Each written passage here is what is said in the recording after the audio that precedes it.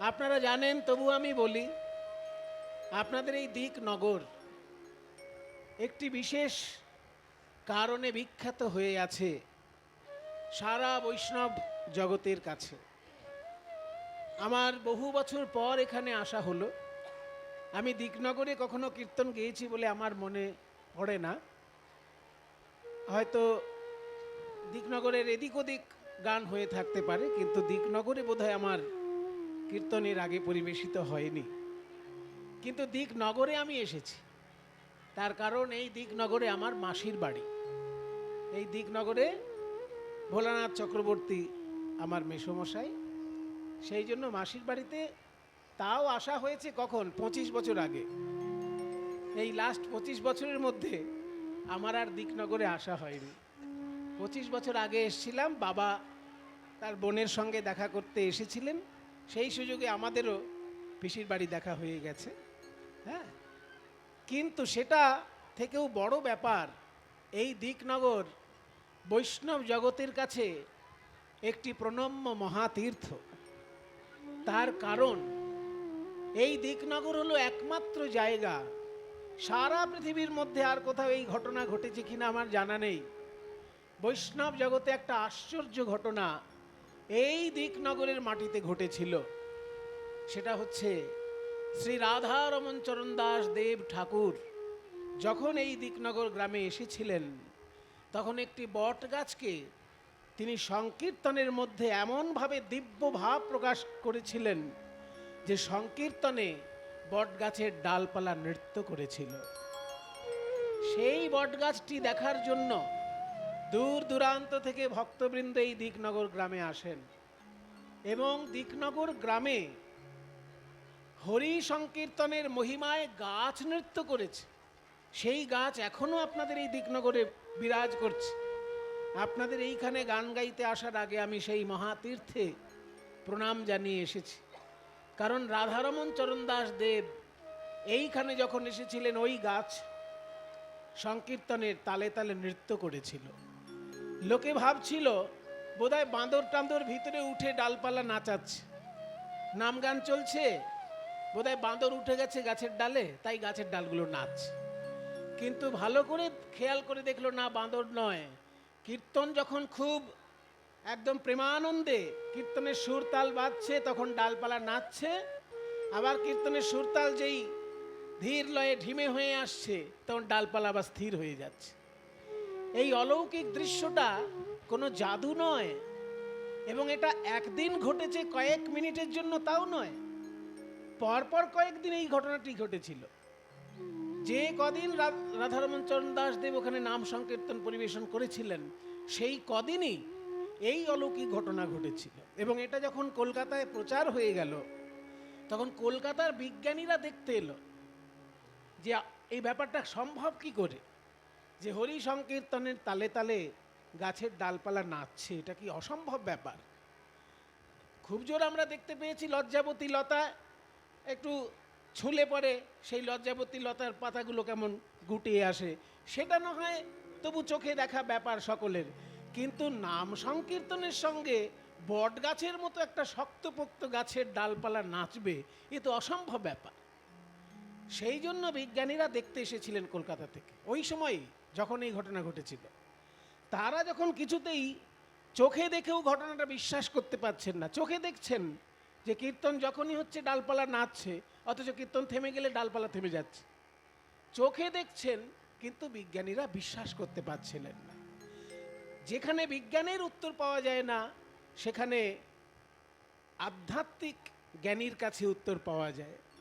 বিজ্ঞানও যেইখানে থমকে দাঁড়ায়, সেইখানে উত্তর দিতে পারেন মহাপুরুষ। তাই রাধারমণ চরণ দাস দেবকে তখন সবাই জিজ্ঞাসা করলেন, সাধু বাবা, এটা সম্ভব হচ্ছে কি করে যে হরি সংকীর্তনের তালে তালে গাছের ডালপালা নাচছে? রাধারমণ চরণ দাস দেব তখন উত্তর দিয়েছিলেন যে, শোনো, তোমরা যাকে গাছ মনে করছো, আমি তাকে গাছ মনে করছি না।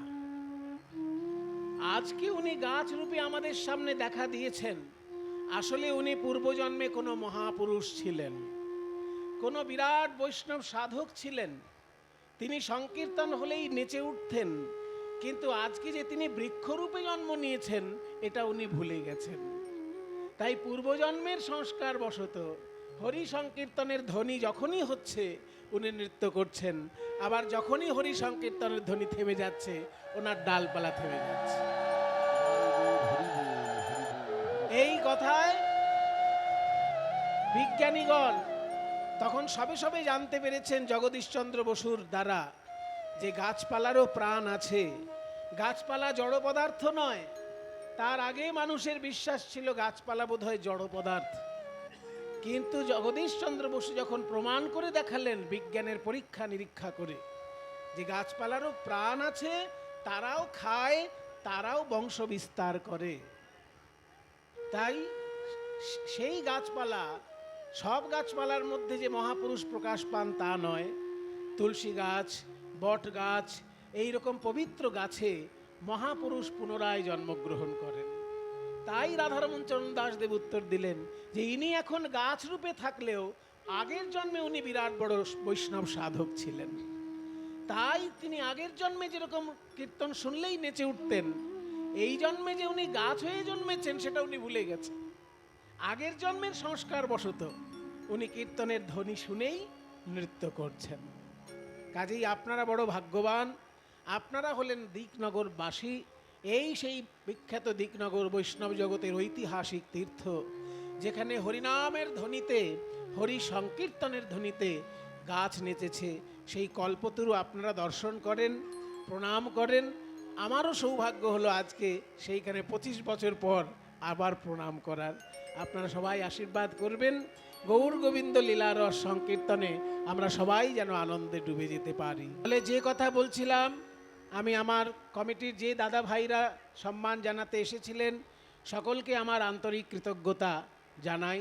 তারা যে ভালোবেসে ডেকেছেন, আমি যেন সংকীর্তনের সেবার মধ্যে দিয়ে, ওই যে বললাম একই সঙ্গে ঈশ্বরের সেবা, আবার একদিকে মানুষের সেবা, সমাজের সেবা, দুদিকটা সমানভাবে যদি আমরা করতে পারি তবে আমাদের মনুষ্য জন্ম সার্থক হয়। তা আজকে যে শ্লোকটা দিয়ে আমি শুরু করলাম আমার বক্তব্য, শ্লোকটি কিন্তু শ্রীমদ্ ভাগবতের 11 স্কন্ধের 5ম অধ্যায়ের শ্লোক।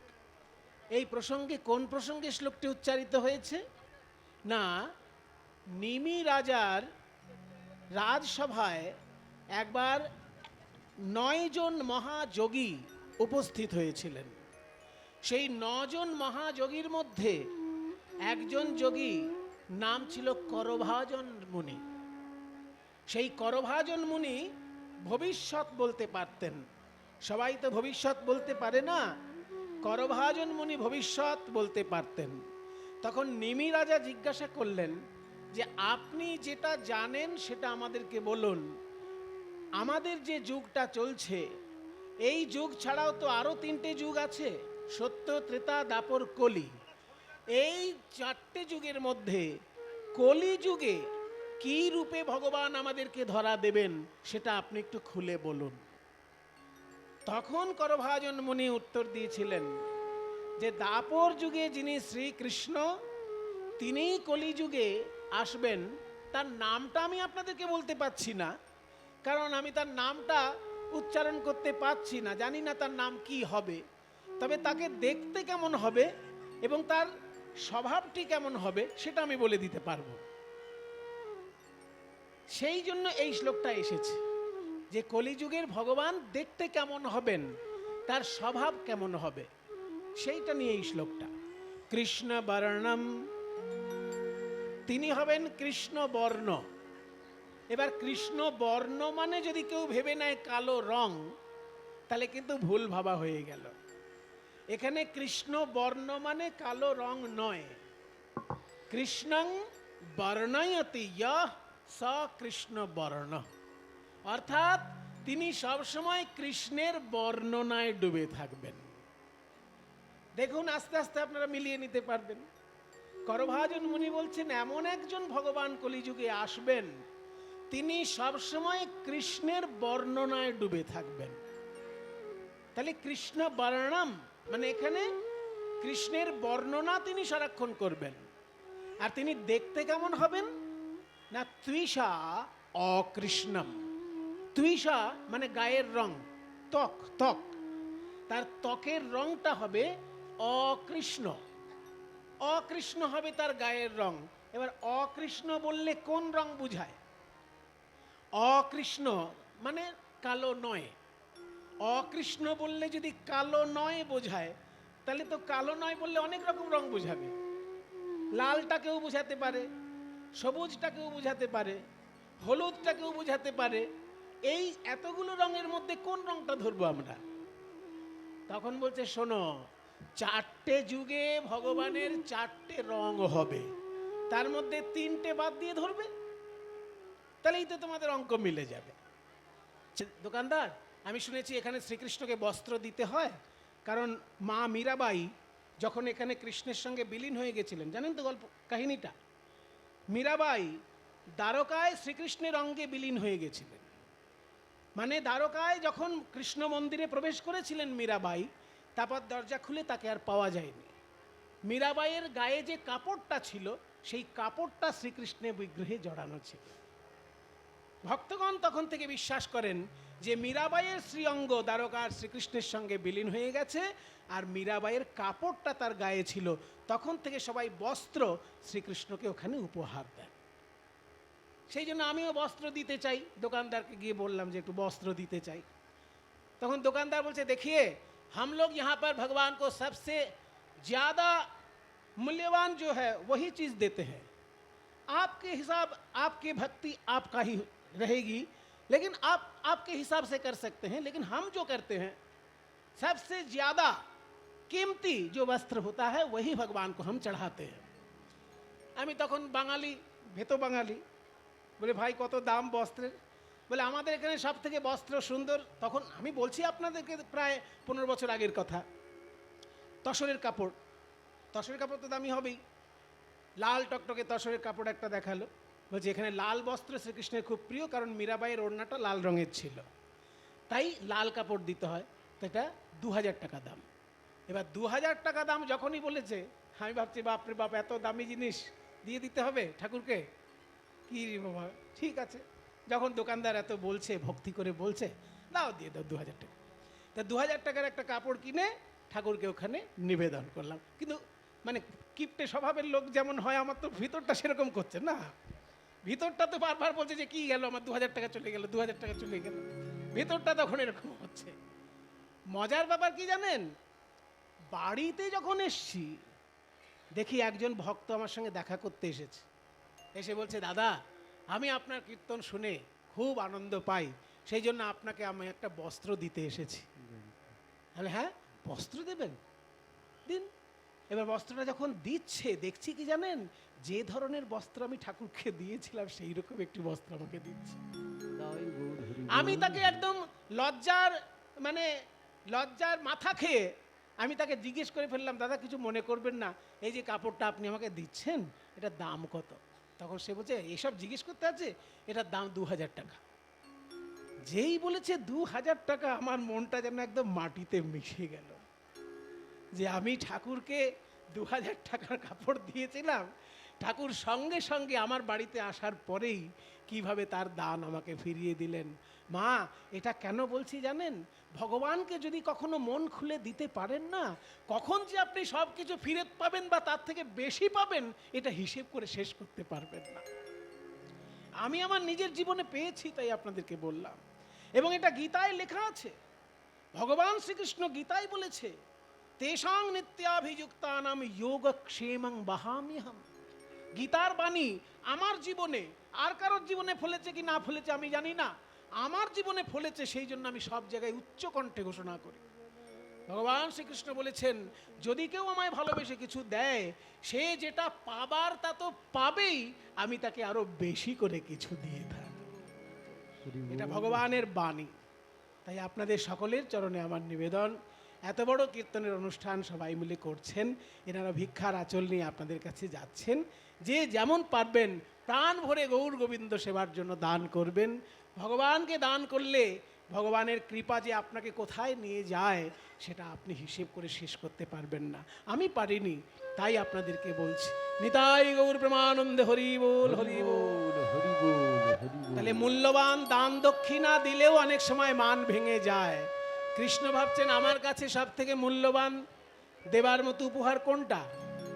ও মায়েরা, 5 ভরি সোনার হার দিয়ে মান ভাঙানো যায় বলেছিলাম, কিন্তু রাধারানীর ক্ষেত্রে সেটা খাটবে কি? রাধারানীর ক্ষেত্রে খাটবে কি করে? রাধারানী তো রাজার মেয়ে। রাধারানীর গায়ে যা ওজন, সেই ওজনের সোনা তার বাবা প্রতিদিন দান করে। তাহলে 5 ভরি সোনার হার দিয়ে রাধারানীর মান ভাঙানো যাবে? যাবে না। ওই জন্য ভগবান শ্রীকৃষ্ণ দেখলেন আমার কাছে সব থেকে প্রিয় সম্পদ যেটা, সেটা হচ্ছে আমার বাঁশি। এই বাঁশিটা আমার রাধারানীকে দিয়ে দেখি মানটা ভাঙে কিনা। হে হে রাধে, মদন দোলা তাল, প্রেম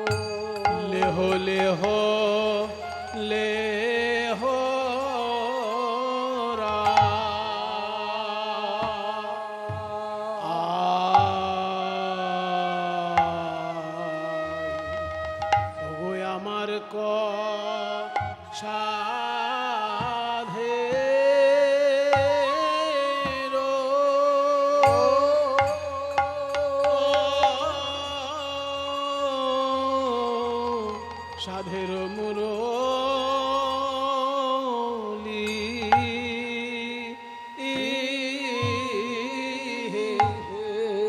রাধে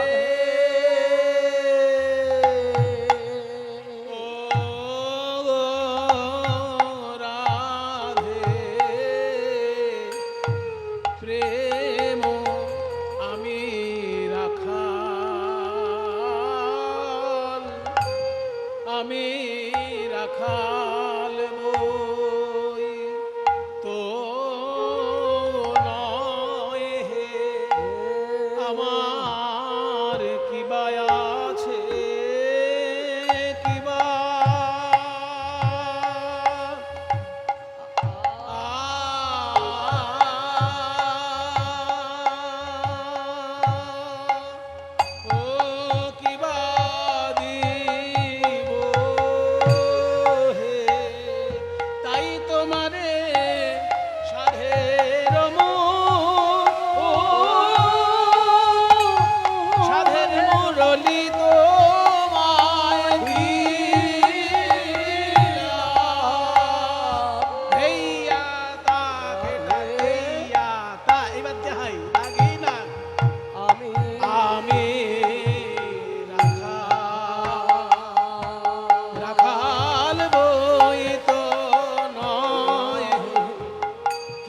আছে কিবা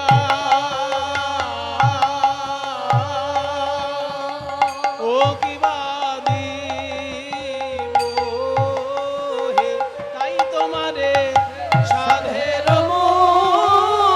সাধের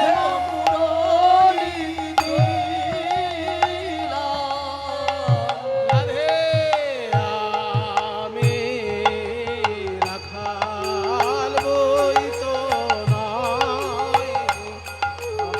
কিবা আছে কিবা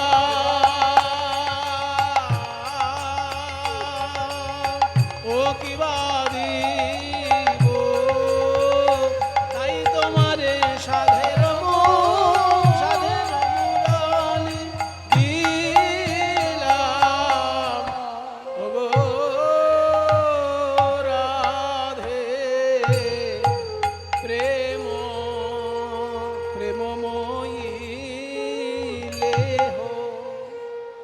হলে হলে হোরায় সাধের মুরলী, পরশিতে চাহি তোমার চরণের ধুলি রাধে বিনোদিনী। পরশিতে চাহি তোমার চরণের ধুলি রাধে বিনোদিনী। আমার সাধের বাঁশি আমি তোমায় দিয়ে দেব রাধে, কিন্তু তার মূল্য হিসেবেও আমি একটা জিনিস নিতে চাই, সেটা হচ্ছে তোমার পদধূলা। পরশিতে চাহি তোমার চরণের ধুলি, কিন্তু তুমি তো রাজার মেয়ে, রাজার মেয়ে হয়ে তুমি একটু চরণ ধুলা দিতে কৃপণতা করছো। এত ধনে ধনী যে সেখানে কৃপণ, এত ধনী ধনী যে সেখানে কৃপণ। জ্ঞান দাসে কহে কে বা বুঝিবে মরণ, জ্ঞান দাসে কহে কে বা বুঝিবে মরণ। এই যে আমি হলুদ কাপড়টা পরি, তোমার গায়ের রং ফর্সা বলে, তোমার গায়ের রংটা ফর্সা, সেটা যাতে আমার গায়ে মিশে থাকে এই জন্য আমার এই হলুদ রঙের কাপড়। পীত পিন্ধন মোর তুয়া অভিলাষে। আর তুমি যদি দীর্ঘশ্বাস ফেলো, আমার যেন প্রাণ বেরিয়ে যায়। পরাণ ছাড়য়ে যদি ছোড়ো হো নিঃশ্বাসে রাধে। সেই জন্য বলছি, একবার হাসি মুখে তাকাও, আমার মূল্যবান বাঁশি আমি তোমার চরণে দিয়ে দিলাম। শ্রীকৃষ্ণের সব থেকে মূল্যবান সম্পদ তার বাঁশি, সেই বাঁশি রাধারানীর চরণে দিয়ে দিলেন গোবিন্দ। কিন্তু তাতেও তার মান ভাঙলো না, ভাঙলো না মান। তাহলে সাম পদ্ধতি দান পদ্ধতি দুটোই বাতিল হয়ে গেল। ও মায়েরা, এবার 3 নম্বর পদ্ধতি আসছে। সাম দান বাতিল হয়ে গেছে, 3 নম্বরটা কি? বাবা খুব জোরে বলছে পায়রা, খুব ভালো লাগছে শুনে। আপনারা যে এত মন দিয়ে শুনেছেন, আমি খুব অভিভূত। আপনারা ঠিক ঠিক বলছেন এবং বেশ জোরে বলছেন, ভালো লাগছে শুনে। ছাত্র কখন জোরে উত্তর দেয়? যখন ফুল কনফিডেন্স থাকে, তাই না? কনফিডেন্স। তাহলে তৃতীয় পদ্ধতি হচ্ছে ক্রিয়া পদ্ধতি। ক্রিয়া মানে কি বলেছিলাম? সোনার খোল, মানে খুব অসম্ভব কোনো কাজ করে দেখানো। এবার আপনারাই মায়েরা বলুন, আপনারা অনেক কৃষ্ণলীলা শুনেছেন, এবার আপনারা বলুন, শ্রীকৃষ্ণের কোনো কঠিন কাজ করে দেখানো বাকি আছে কি? ওই ছোট্টবেলায় গিরিগোবর্ধন পর্বত বাঁ হাতে তুলে ধরেছে, ছোট্টবেলায় পুতনা রাক্ষসীকে বধ করেছে, অঘাসুর, বকাসুর, শকটাসুর, তৃণাবর্তাসুর, কালীয় দমন, সবগুলোই তো অসম্ভব কাজ কৃষ্ণ করে দেখিয়ে দিয়েছে। কিন্তু এই মুহূর্তে এক্ষুনি কোনো কঠিন কাজ না করলে রাধারানীর মান ভাঙানো যাবে না। এখন তো হাতের কাছে কোনো অসুর টসুর নেই যে মেরে ধরে দেখিয়ে দেবে। তাহলে এখন কঠিন কাজটা কি করবে? গোবিন্দ খুব চিন্তা করছেন, আচ্ছা আমার পক্ষে কঠিন কোনটা হতে পারে? আমি কোন জাতিতে জন্ম নিয়েছি? বৈশ্য জাতিতে। বৈশ্য জাতির লক্ষণ কি? 3টে। শ্রীমদ্ ভগবদ গীতায় 18 নম্বর অধ্যায়ে পেয়ে যাবেন। কৃষি গৌরক্ষা বাণিজ্যম বৈশ্য ধর্ম স্বভাবজ। চাষবাস করা আর গরু বাছুর পালন করা আর ব্যবসা করা, এই 3টে হচ্ছে বৈশ্য জাতির ধর্ম। চাষবাস করার জন্য বলরামের কাঁধে লাঙল আছে, গরু চড়ানোর জন্য কৃষ্ণের হাতে বাঁশি আছে, আর ব্যবসা বাণিজ্য করার জন্য নন্দ মহারাজ মাঝে মাঝে মথুরায় যান। তাহলে বৈশ্য জাতির 3টে ধর্মই শ্রীকৃষ্ণ পালন করছে। এর উঁচু জাতি হচ্ছে ক্ষত্রিয়। ক্ষত্রিয়র লক্ষণ কি? 7টি লক্ষণ, ওই গীতার 18 নম্বর অধ্যায়ে। শৌর্য, তেজ, ধৃতি, দাক্ষ্যং, যুদ্ধে চাপিয় পলায়নম, দানম, ঈশ্বর ভাবস্য, ক্ষাত্র ধর্ম স্বভাবজ। মানে শৌর্য, তেজ, ধৈর্য, দক্ষতা, যুদ্ধে না পালানো, শাসন করা এবং দান করা, এইগুলো হচ্ছে ক্ষত্রিয় জাতির লক্ষণ। আর তার থেকে উঁচুতে ব্রাহ্মণের স্থান। ব্রাহ্মণের 9টি গুণ। ব্রাহ্মণের পৈতেতে 9টি সুতো থাকে। ওই 9টি সুতো থাকার কারণ হচ্ছে 9টি গুণ যেন ব্রাহ্মণ অর্জন করে। সেই 9টি গুণ কি কি? গীতায় লেখা আছে, সম, দম, তপ, শৌচ, ক্ষান্তি, রাজ্যবচ, জ্ঞানং বিজ্ঞানম আস্তিক্যম ব্রহ্মধর্ম স্বভাবজ। ব্রাহ্মণগণের এইগুলো স্মরণ করা দরকার। আমরা যারা ব্রাহ্মণ বলি মুখে, কিন্তু কজন আমরা খবর রাখি যে আমাদের পৈতেতে যে 9টি সুতো আছে, সেই 9টি সুতোর কারণ কি? এই 9টি সুতোর কারণ হচ্ছে 9টি গুণ যেন আমি জীবনে অর্জন করে দেখাতে পারি। সেই 9টি গুণের প্রথম কি? সম। এখানে সম মানে দন্তেশ্ব ম নয়, দন্তেশ্ব ম সম মানে সমান, আর তালবস্য ম সম মানে অন্তরিন্দ্রিয় সংযম। ইন্দ্রিয় দু রকমের হয়, যেগুলো বাইরে থেকে দেখা যায় তাকে বলে বহিরিন্দ্রিয়, আর যেগুলো বাইরে থেকে দেখা যায় না সেগুলোকে বলে অন্তরিন্দ্রিয়। বহিরিন্দ্রিয় 10টি আর অন্তরিন্দ্রিয় 4টি। বহিরিন্দ্রিয় 10টি কি কি? 2টি চক্ষু আছে, কর্ণ, নাসিকা, জিহ্বা, ত্বক, এই 5টি হলো জ্ঞানেন্দ্রিয়। আর মুখ, পানি, পাদ, পায়ু, উপস্থ, এই 5টি হলো কর্মেন্দ্রিয়। 5টি জ্ঞানেন্দ্রিয়, 5টি কর্মেন্দ্রিয়, এগুলো বাইরে থেকে দেখা যায়। আর যেগুলো বাইরে থেকে দেখা যায় না সেগুলো ভিতরে থাকে 4টে ইন্দ্রিয়, তার নাম হচ্ছে মন, বুদ্ধি, চিত্ত, অহংকার। এগুলো বাইরে থেকে দেখা যায় না, তাই ভিতরে থাকা ইন্দ্রিয়গুলোকে সংযম করার নাম সম, তালবস্য ম সম। আর বাইরের ইন্দ্রিয়গুলোকে সংযম করার নাম দম। ব্রাহ্মণের 9টি গুণের মধ্যে প্রথম গুণ সম, দ্বিতীয় গুণ দম, তৃতীয় হলো শৌচ মানে পবিত্রতা, ক্ষান্তি মানে ক্ষমা, আর্জবম মানে সরলতা, জ্ঞানম মানে শাস্ত্রজ্ঞান, বিজ্ঞানম মানে শাস্ত্রের ঊর্ধ্বে যে দিব্য জ্ঞান, আর আস্তিক্যম মানে বিশ্বাস। এই 9টি গুণ যদি কেউ অর্জন করতে পারে তবে তার পৈতেটা কাঁধে ঝোলানো সার্থক হয়। পরিপূর্ণ সার্থকতা পেতে গেলে 9টি গুণ অর্জন করতে হবে। তাই শ্রীকৃষ্ণ ভাবলেন, আমি তো বৈশ্য জাতির ছেলে, এখনই আমি ব্রাহ্মণের মতন মন্ত্র উচ্চারণ করে দেখাবো। রাধারানী অবাক হয়ে গিয়ে আমার দিকে তাকাবেন। আমি সারাক্ষণ গরু চড়াই, এই তো লোকে জানে। আমি যে ব্রাহ্মণের মতন শাস্ত্রজ্ঞও হতে পারি, মন্ত্র বলতে পারি, এটা তো আর রাধারানী জানে না। এখনই আমি বলে দেখাবো। শ্রীকৃষ্ণের একজন বন্ধু ছিল, কিন্তু ব্রাহ্মণ বন্ধু, তার কাছ থেকে সব জেনে টেনে নিয়েছিল কৃষ্ণ। জানেন তো শ্রীকৃষ্ণের ব্রাহ্মণ বন্ধুটার নাম কি? হ্যাঁ, বা সূর্য পূজা শুনে শুনে আপনাদের একদম সূর্য পূজা শুনে শুনে আপনাদের একদম মুখস্থ হয়ে গেছে। ঠিক বলেছেন। ব্রাহ্মণের যে ব্রাহ্মণ বন্ধু ছিল কৃষ্ণের, তাকে বটু বলে, মানে মধুমঙ্গল।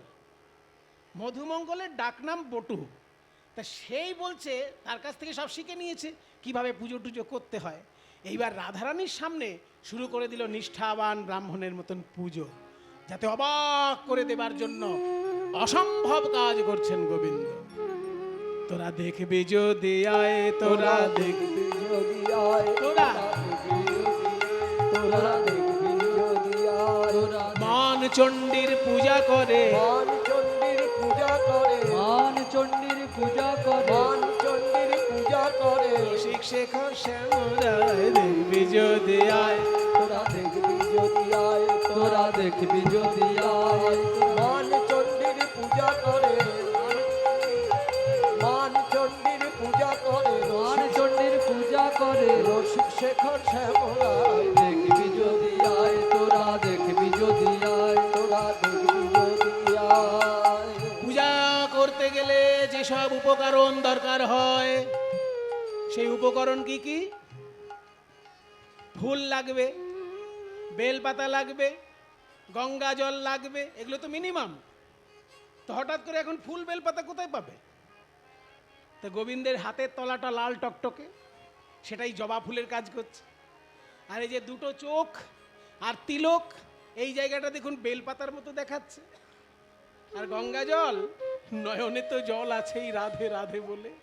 করতল জবা ফুল নাসামূল বিল্ল দল, করতল জবা ফুল নাসামূল বিল্ল দল, করতল জবা ফুল নাসামূল বিল্ল দল, করতল জবা জবা ফুল না শ্যামল বিন্দু দল আখি জল গঙ্গা জল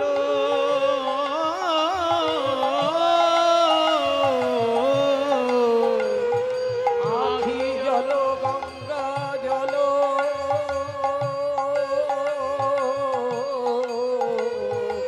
আখি জল গঙ্গা জল দিচ্ছে চণ্ডীর রাঙা পায় দেখবি যদি আয় তোরা দেখবি যদি আয় তোরা দেখবি যদি আয় দেহ কান্তি প্রদীপেতে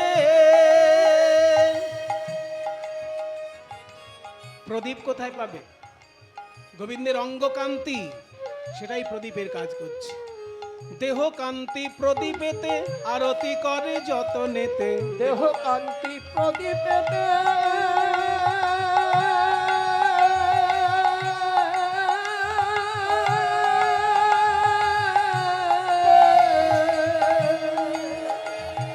দেহ কান্তি প্রদীপেতে আরতি করে যতনেতে পিরিতি পিরিতি তিন আখরের ডালি দিচ্ছে চণ্ডীর রাঙা পায় দেখবি যদি আয় তোরা দেখবি যদি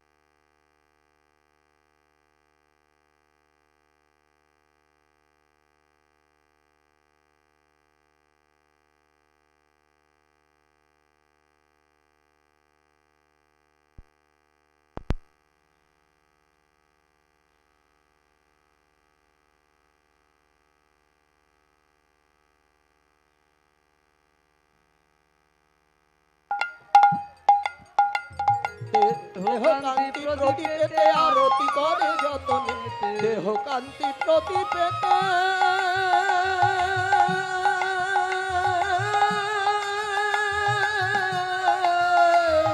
দেহ কান্তি প্রদীপেতে আরতি করে যতনেতে দেহ কান্তি প্রদীপেতে আরতি করে যতনেতে মায়েরা আপনাদেরকে বলি, ব্রাহ্মণের সব জিনিস কিন্তু নকল করা যায় না, কোনো কোনো জিনিস খুব কঠিন, যেমন আরতি।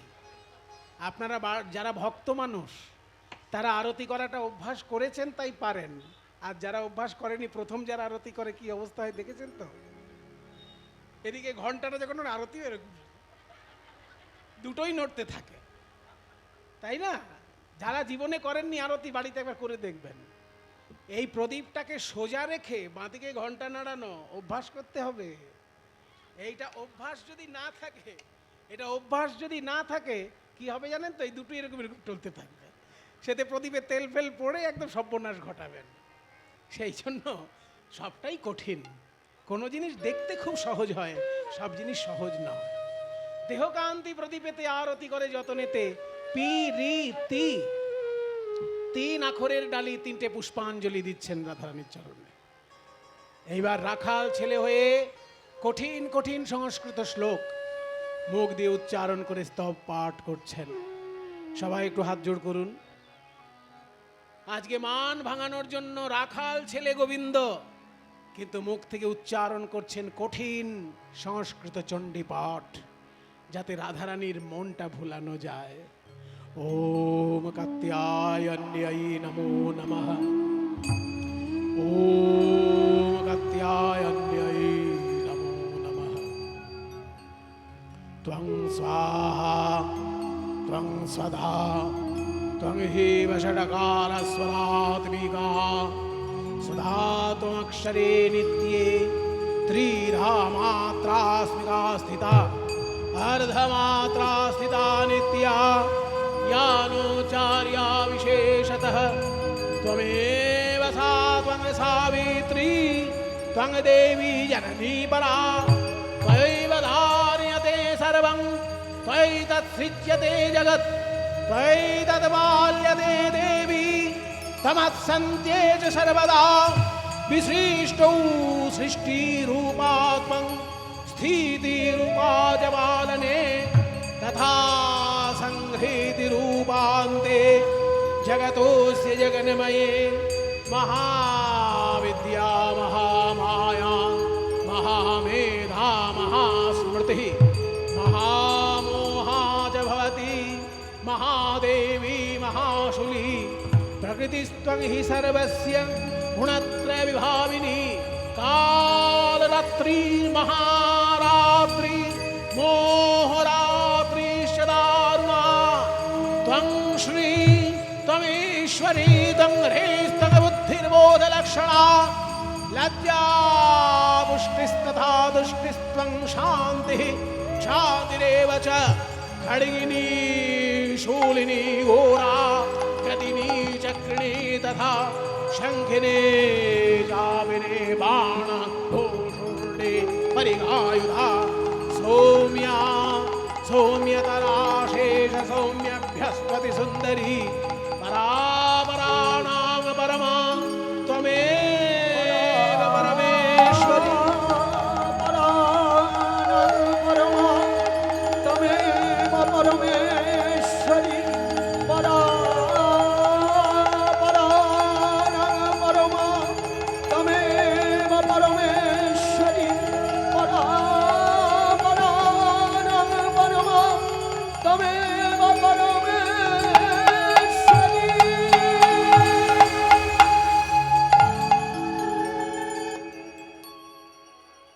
রাখাল ছেলের মুখে কঠিন কঠিন সংস্কৃত শ্লোক।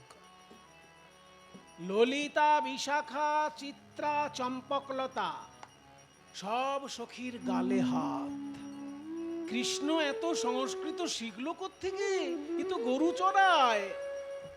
মনে করুন যে অটো চালক সকাল থেকে বিকেল পর্যন্ত অটো চালাচ্ছে, সে যদি হঠাৎ সংস্কৃতে বক্তব্য শুরু করে দেয়, এটা কঠিন ব্যাপার না? শিখলো কোত্থেকে রে বাবা এত সংস্কৃত? সারাদিন গরু চড়ায়, এত সংস্কৃত আসছে কি করে মুখ থেকে? কিন্তু যাকে অবাক করার জন্য ওই দেখুন কি অনায়াসে আরতি করছে, দেখছেন? বাঁ হাতে ঘন্টা আপন মনে চলছে, আর ওদিকে ধূপকাঠি তার ভাব নিয়ে চলছে। ধূপকাঠিতে প্রদীপে শঙ্খে ভাব প্রকাশ হচ্ছে, আর এদিকে তাল ছন্দ প্রকাশ হচ্ছে। এদিকে ভাব আর এদিকে ছন্দ, এই হচ্ছে আরতি। একসঙ্গে দুটো জিনিস, ওই জন্য সবটাই শিক্ষার জিনিস। এটা না শিখলে, অনেক দিনের অভ্যাস না থাকলে হবে না। কি সুন্দর আরতি করছেন আপন মনে, অবলীলাক্রমে ঘন্টা বাজছে ওদিকে, আর ওদিকে ভাবের প্রকাশ হচ্ছে। পাঁচটা জিনিস দিয়ে আরতি করা হয় কেন? এগুলো সবার জানা দরকার, সবাই জানে না। শুধু দেখি আর উলুধ্বনি দিই, কিন্তু পাঁচটা জিনিস থাকে আরতিতে। কেন পাঁচটা জিনিস থাকে শুনে নিন আজকে। ক্ষিতি, অপ, তেজ, মরুত, বম, এই পঞ্চতত্ত্ব দিয়ে গোটা পৃথিবী গঠিত। এমনকি আমার যে দেহটা নাচ গান করছে, এই দেহটাও তৈরি ওই পঞ্চতত্ত্ব দিয়ে। সেই জন্য পঞ্চতত্ত্ব আরতির মধ্যে দিয়ে সমর্পণ করা হয়, তাই না? প্রথমে প্রদীপ দেখানো হয়। প্রদীপে কি আছে? তেজ তত্ত্ব। ক্ষিতি, অপ, তেজ, মরুত, বম, তেজ। তেজ তত্ত্বটা প্রদীপের মধ্যে দিয়ে প্রথমে উৎসর্গ করা হয়। তারপরে কি আসে? ফুল আসে। ফুলের মধ্যে কি থাকে? গন্ধ থাকে। আর গন্ধ হচ্ছে পৃথিবীর গুণ। পৃথিবীর গুণ হচ্ছে গন্ধ। ওই জন্য গন্ধের মধ্যে দিয়ে ক্ষিতি তত্ত্বকে নিবেদন করা হচ্ছে। ক্ষিতি, অপ, তেজ। শঙ্খ, জল শঙ্খ, যেটা জল শঙ্খ ঘুরানো হয় না, জল শঙ্খের মধ্যে কি আছে? জল আছে। তাহলে জল তত্ত্বটাও দেয়া হলো। ক্ষিতি, অপ, তেজ। আর মরুত, দেখবেন চামরটা যখন দেওয়া হচ্ছে তখন মরুত মানে বাতাস তত্ত্বটাও তাকে সমর্পণ করা হচ্ছে। সবার শেষে শঙ্খধ্বনি করা হয়। শঙ্খর ভিতরটা ফাঁকা, অথচ আওয়াজ বেরোচ্ছে। শব্দ হচ্ছে আকাশের প্রতীক। সেই জন্য শঙ্খের আওয়াজ যখন এই শঙ্খ এই আকাশ থেকে উৎপন্ন হয়ে ওই মহাকাশে মিলে যায়, ওই জন্য আকাশ তত্ত্ব শঙ্খধ্বনির মধ্যে দিয়ে নিবেদন করা। এই জন্য ক্ষিতি, অপ, তেজ, মরুত, বোম পঞ্চতত্ত্ব আরতির মধ্যে দিয়ে ভগবানকে নিবেদন করা হয়। তাই ললিতা বিশাখা সবাই অবাক যে রাখাল ছেলের মুখে শ্লোক এলো থেকে, কিন্তু যাকে অবাক করার জন্য এত শ্লোক, সেই রাধারানীর কোনো হেলদোল নেই। তার মানে কঠিন কাজ ক্রিয়া তত্ত্বটাও বাতিল। তাহলে সাম দান ক্রিয়া তিনটে বাতিল হয়ে গেল। তারপর কি আছে? ভেদ। ভেদ মানে কি বলেছিলাম? হ্যাঁ, ভেদাভেদ তৈরি করা, মানে তুমি ছোট আর আমি বড়, এটা প্রমাণ করা। এবার কৃষ্ণ যে বড় সবাই জানে, তবু কৃষ্ণ আজকে নিজের মুখে বলছেন, শোনো ললিতা, তোমার রাধারানীকে বলে দাও, ওই রাধারানীকে লোকে সম্মান করে কেন জানো? আমাকে রাধারানী ভালোবাসে বলে। মায়েরা কিছু মনে করবেন না, যারা রাধারানীকে খুব ভালোবাসেন দয়া করে এখন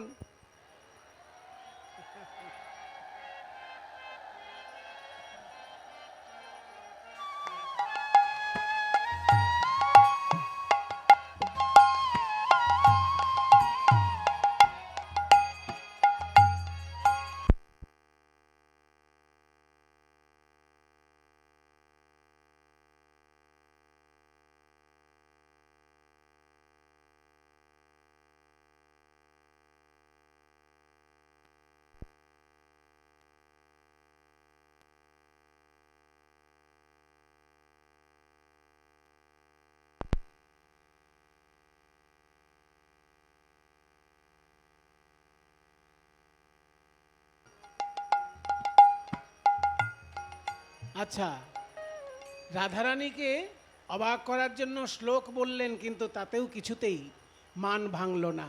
এইবার ভেদাভেদ তৈরি করছেন কিভাবে? তুমি ছোট আর আমি বড়। বৃন্দাবনে যারা গেছেন তারা দেখেছেন যে মন্ত্রী থেকে শুরু করে রিক্সাওয়ালা সবাই বলে রাধে রাধে রাধে রাধে। কৃষ্ণের নাম কেউ করে? কেউ কৃষ্ণের নামে জয়ধ্বনি দেয় না, সবাই বলে রাধে রাধে রাধে রাধে। তা বলে রাধারানীর সখীগণ তোমরা শোনো, রাধারানীর জয়ধ্বনি লোকে দেয় কেন জানো? রাধারানী আমার প্রিয়তমা বলে। ওই রাধারানী যদি কংসের প্রিয়তমা হতো, কেউ জয়ধ্বনি দিত? বলুন, রাধারানী যদি কংসের প্রিয়তমা হতো, কেউ জয়ধ্বনি দিত না। শ্রীকৃষ্ণের প্রিয়তমা বলেই তো জয়ধ্বনি দেয়। তাহলে আসল জায়গাটা কোথায় আসছে? কৃষ্ণ বলছে, শোনো রাধে, ওই যতই লাভঝাপ করো, আমি ছাড়া কিন্তু কেউ গতি নেই। শুনবে, আজকে তুমি রাধারানী খুব অহংকার প্রকাশ করছো মান করে তো, কিন্তু সত্য যুগে তুমি কোথায় ছিলে? আমি অবতার হয়েছি। সত্য যুগে আমি 5 বার অবতার হয়েছি। জানেন তো সত্য যুগে 5টা অবতার কি কি? প্রথমে মৎস্য অবতার, তারপর কূর্ম অবতার, তারপর বরাহ অবতার, তারপর নরসিংহ অবতার, তারপর বামন অবতার। এই মৎস্য থেকে বামন পর্যন্ত 5টা অবতার সত্য যুগে আমি হয়েছি। কোথায় তখন রাধা নাম?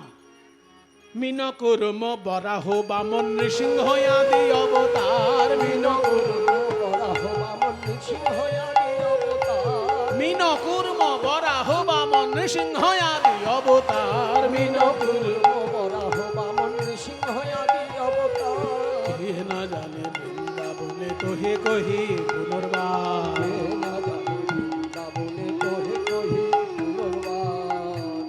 সত্য যুগে 5 বার অবতার হয়েছি, আর ত্রেতা যুগে আমি 2 বার অবতার হয়েছি। প্রথমে পরশুরাম অবতার হয়েছি ক্ষত্রিয়দের অহংকার চূর্ণ করার জন্য, তারপরে রামচন্দ্র অবতার হয়েছি রাবণের অহংকার চূর্ণ করার জন্য। পরশুরাম রূপ ধরি ক্ষত্রিয় নিধন করি। পরশুরাম রূপ ধরি ক্ষত্রিয় নিধন করি। রাবণ বধ লাগে হাম রামচন্দ্র রূপ ধরি। রাবণ বধ লাগে হাম রামচন্দ্র রূপ ধরি। ত্রেতা যুগে আমি 2 বার অবতার হয়েছি, পরশুরাম এবং শ্রীরামচন্দ্র। এবার ললিতা বিশাখা পাশ থেকে বলছেন, এই যে শ্যামসুন্দর, পুরনো যুগের কাহিনী তুমি নিজের দিকে টেনে নিয়ে আবার বলছো না তো? হ্যাঁ, সত্য যুগে আমরা 5 বার অবতার দেখেছি, কিন্তু তুমিই হয়েছে গেলে কিনা তার কি প্রমাণ? ত্রেতা যুগে পরশুরাম অবতার হয়েছেন, রামচন্দ্র অবতার হয়েছেন, কিন্তু তুমিই সেই অবতার কিনা তার কি প্রমাণ? প্রমাণ কোথায়? শ্রীকৃষ্ণ বলছেন, আচ্ছা, আমার পূর্বজন্মের প্রতি তাহলে তোমাদের অবিশ্বাস। তাই যদি হয়, ছেড়ে দাও পূর্বজন্মের কাহিনী, ধরে নাও আমি সেই অবতার নই, কিন্তু আমি এই যুগে যে যে কর্ম করেছি আর দ্বিতীয় কেউ করে দেখাক দেখি। তোমাদের চোখের সামনে বৃন্দাবনের মাটিতে আমি যে যে কর্ম করেছি আর দ্বিতীয় কেউ পারবে?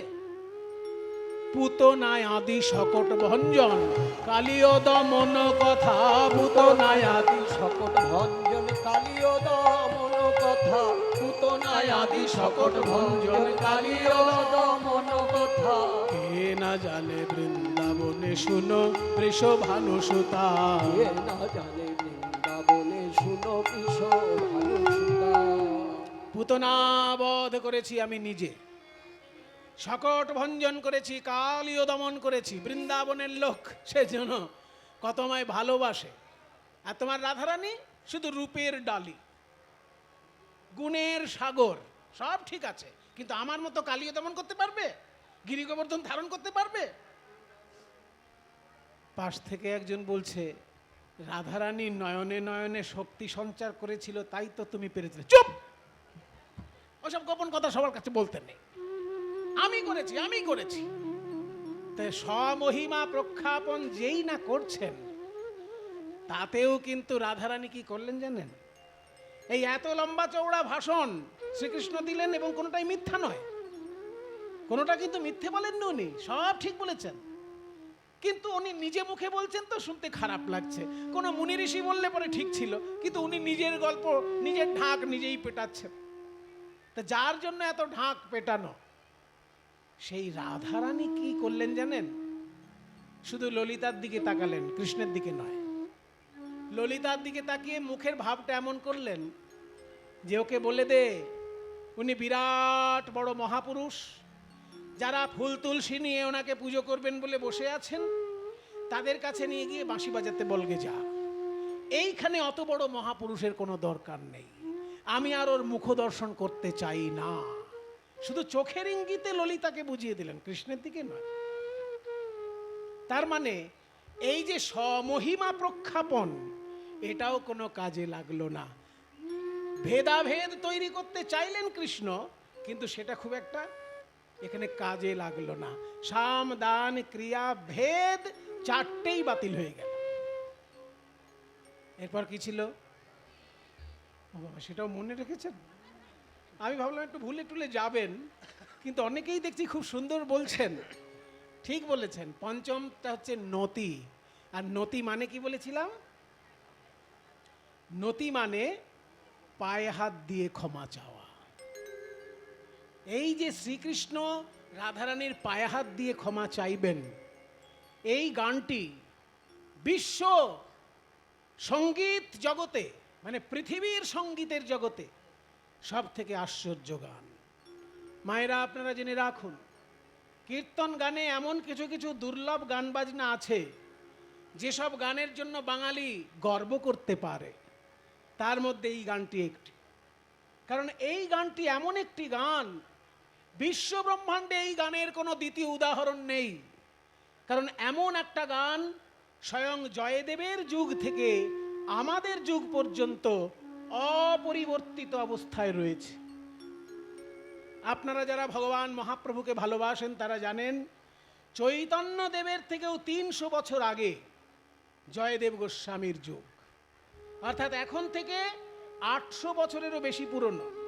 লক্ষণ সেনের রাজসভার কবি ছিলেন জয়দেব গোস্বামী। তার লেখা গীত গোবিন্দে 10ম স্বর্গে, স্বর্গ মানে এখানে কি? স্বর্গ বানান কি? যা জানবেন একদম খুঁটিয়ে জানবেন। যে স্বর্গে লোকে মরার পর যায়, সেই স্বর্গ বানান হচ্ছে দন্তেশ্বয় বফলা, স্বর্গ। স্বা হিন্দিতে দেখেন না, স্বর্গ উচ্চারণ করে, মানে দন্তেশ্বয় বফলা গয়ে রেফ। এই স্বর্গ মানে আকাশে যেটা আছে মনে করি আমরা। আর আমি যে স্বর্গ বলছি সেখানে বফলা নেই, দন্তেশ্ব গয়রেফ। এই স্বর্গ মানে হচ্ছে সৃষ্টি। জয়দেবের এক একটি সৃষ্টি এক একটা অধ্যায়, ওই জন্য স্বর্গ বলা হচ্ছে। দশম স্বর্গ মানে দশম অধ্যায়। সেইখানে এই গানটির মাথায় লেখা আছে, দেশ বরারি রাগ অষ্টতালাভ্যাং গীয়তে। অর্থাৎ এই গানটি গাইতে হবে দেশ বরারি রাগকে আশ্রয় করে অষ্টতালে। মায়েরা শোনো, আশ্চর্য বিষয় কি জানো, ওই লক্ষণ সেনের যুগ থেকে আজ পর্যন্ত কীর্তন গানে ওই গানটি অষ্টতালেই গাওয়া হয়। 8খানা তাল এক লাইন গানের মধ্যে। এই আপনি দ্বিতীয় কোনো গানে উদাহরণ দেখাতে পারবেন না, একমাত্র এই গানটার মধ্যে আছে। এক লাইন গান, তাতে 8খানা তালের প্রয়োগ।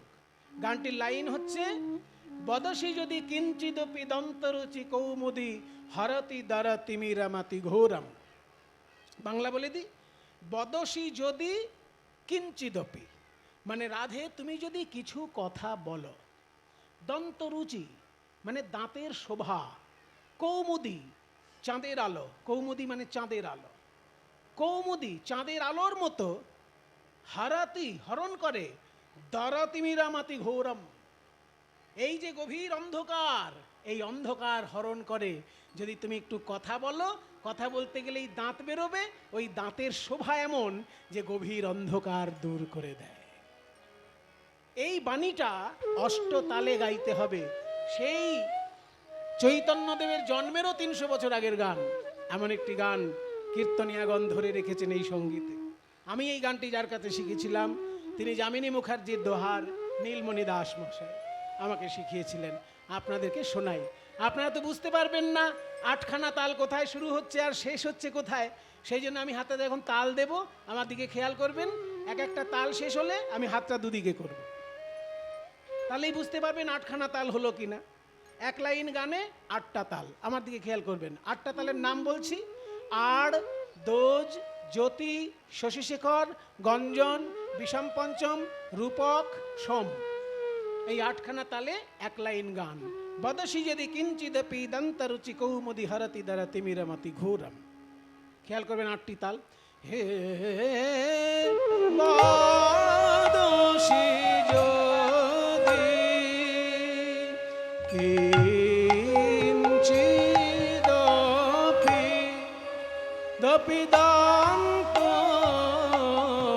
রুচি রাধে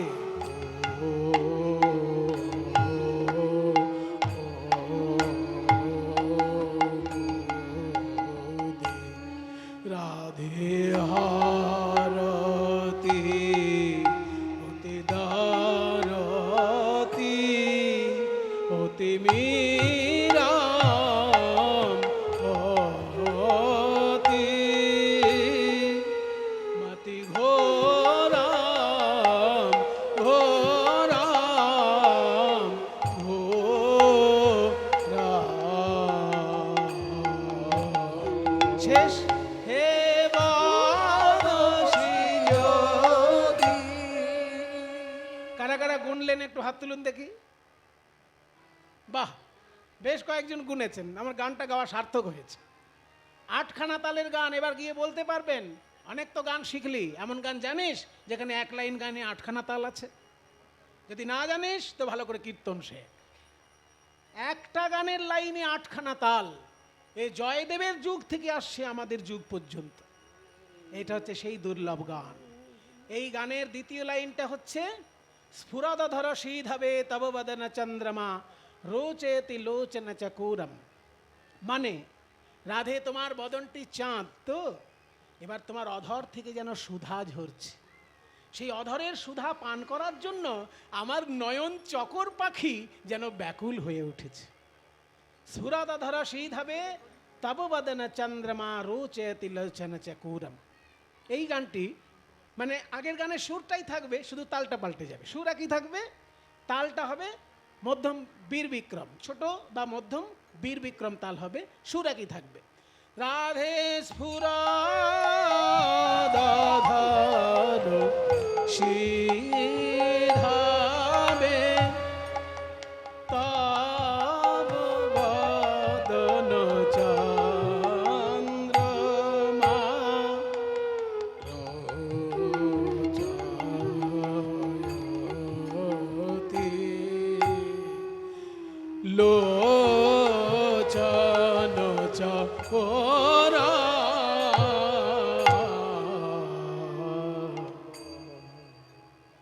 একই সুর থাকলো, তালটা পাল্টে গেল, বীর বিক্রম তাল হয়ে গেল।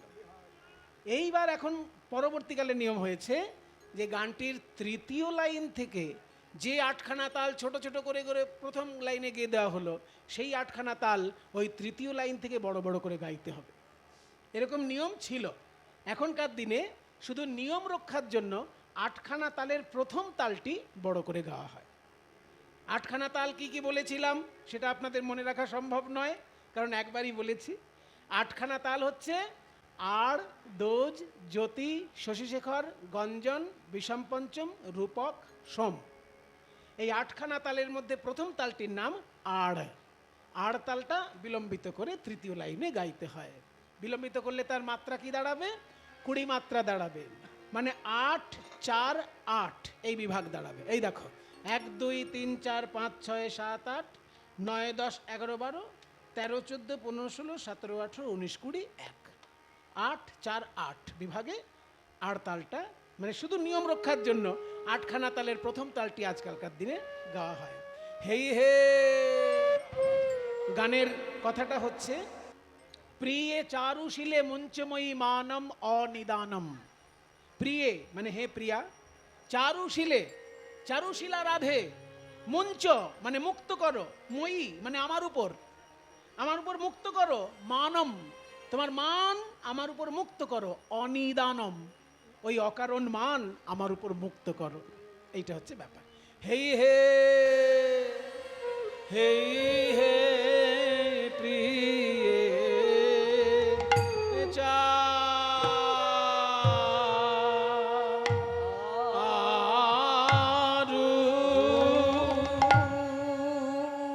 প্রিয়ে চারুশীলে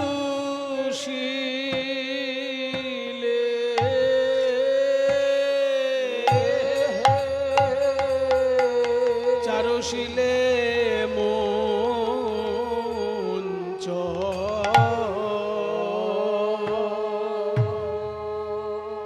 এক আবর্তন গেল, 2 আবর্তনের গান। ও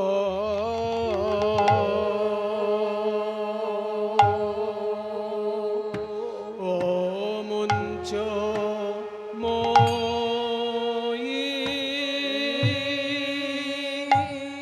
মঞ্চময়ী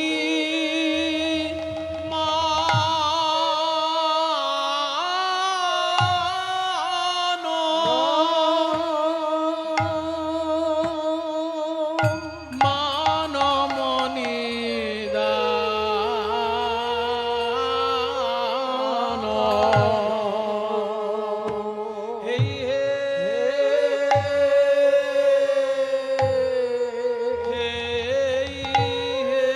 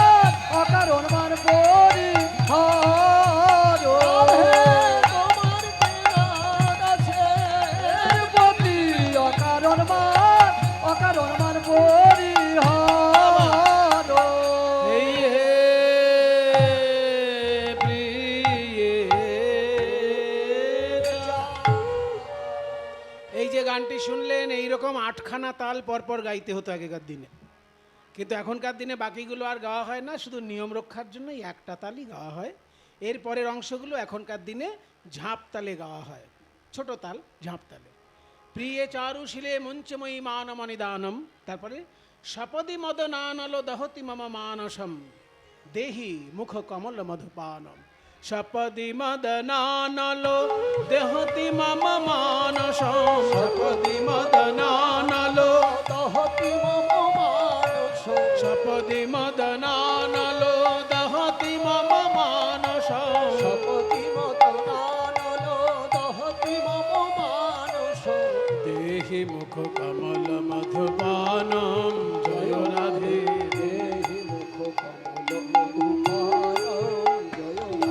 আমায় মুখ কমলের মধু দাওরাই, আমার মুখ কমলের মধু দাওরাই, সকল জ্বালা জুড়াইবে মুখ কমলের মধু দাওরাই, সকল জ্বালা জুড়াইবে মুখ কমলের মধু দাওরাই। আমার সকল জ্বালা জুড়াইবে ওগো রাধে কমলিনী, সকল জ্বালা জুড়াইবে ওগো রাধে কমলিনী, সকল জ্বালা জুড়াইবে ওগো রাধে কমলিনী, মুখ কমলের মধু দাওরাই, দেহি মুখ কমল মধু। পানম, জয় রাধে।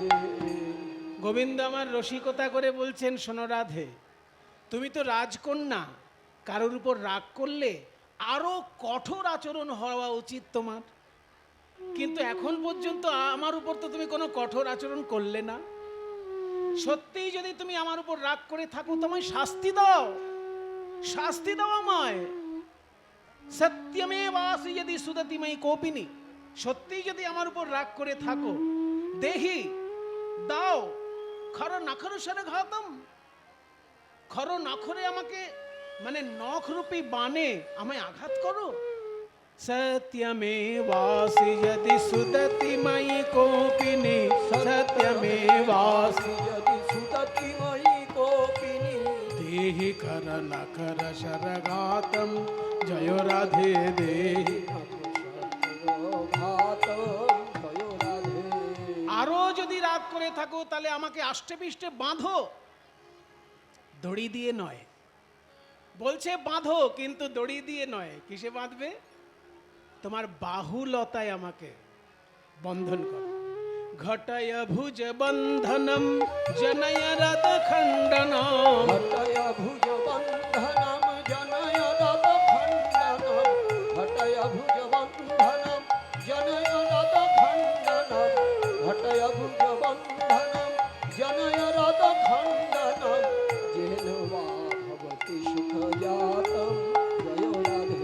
ভুজলতায় বন্ধন করো, ভুজলতায় বন্ধন করো, ভুজলতায় বন্ধন করো, ভুজলতায় বন্ধন করো, হৃদয় কারাগারে রাখো, ভুজলতায় বন্ধন করো। হৃদয় কারাগারে রাখো। বলি ওগো রাধে রাজনন্দিনী, হৃদয় কারাগারে রাখো। ওগো রাধে ওই ভুজলতায় বন্ধন করো, ঘটায় ভুজ বন্ধনম জনয় লত খণ্ডনম, জয় নমা ভগবতি সুখ জাতম, জয় রাধে জয় নমা। ভবতি সুখ জাতম, জয় রাধে।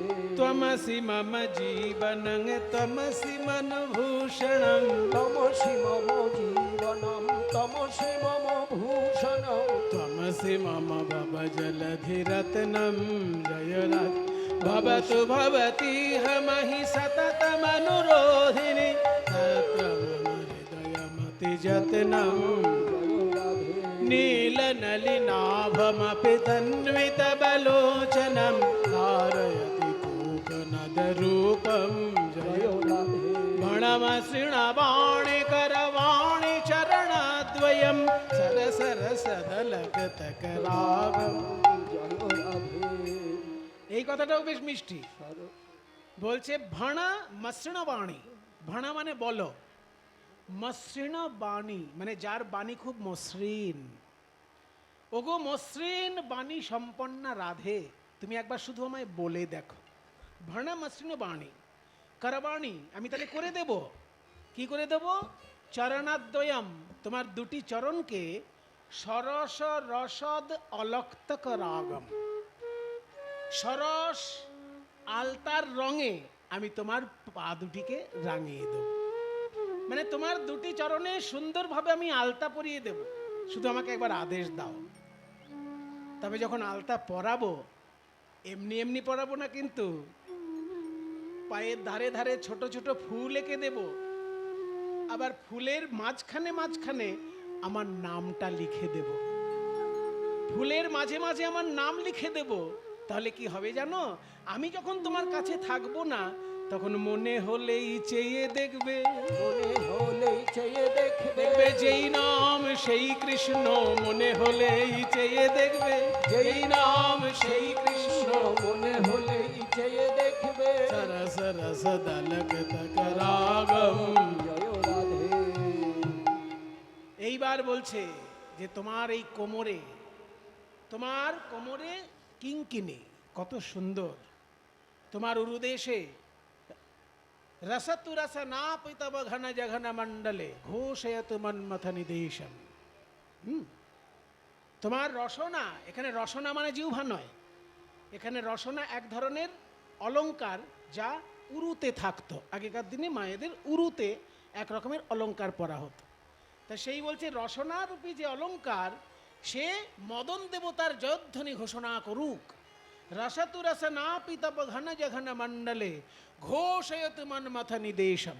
এই জায়গাটা আমি বেশি বিস্তৃত ব্যাখ্যা করব না, কারণ আমরা তো উচ্চস্তরের ভক্ত নই, আমরা সাধারণ মানুষ। জয়দেব যে ভাবনা নিয়ে এইসব লিখেছেন, সেগুলো ভাবার মতন অধিকার আমাদের নেই। কিন্তু এই গান গাইলে গোবিন্দের সুখ হয়, কারণ স্বয়ং গোবিন্দ এই গানে নিজের হস্তাক্ষর রেখে গেছেন। সেই জন্য গোবিন্দের সুখের জন্য এই গান, সেই জন্য আমাদের গাওয়া। এই গানের সব ব্যাখ্যা আমাদের দ্বারা করা সম্ভব নয়, কারণ আমরা মানে জানলেও সেই ব্যাখ্যার অধিকারী আমরা নই। সেই জন্য আমি শুধু গানটা গেয়ে যাচ্ছি, এই অংশের ব্যাখ্যা করব না, কারণ এটা রাধারানীর কোমর থেকে উরু পর্যন্ত বর্ণনা। আমি আগের বর্ণনা সব দিয়েছি, কারণ সেগুলো মুখমণ্ডলের ছিল। যখন বলছি বাহুলতায় বন্ধন করো, সেটাও আমি বলেছি, কিন্তু ওনার উরু আর ওনার কোমর এই নিয়ে আমি বর্ণনা করব না, কারণ সেই স্তরের অধিকারী আমি নই। তাই এরপরে দেখুন চরণের দিকে যাচ্ছে। এই গানটার মজার ব্যাপার হলো, এই গানটার বর্ণনা শুরু হয়েছে বদনে, আর গানটি সম্পূর্ণ হবে চরণে। দেখুন বদন থেকে শুরু হয়েছে না, বদসি যদি কিঞ্চিদপি, তোমার দাঁতের শোভায় গভীর অন্ধকার দূর করুক, বদন থেকে শুরু।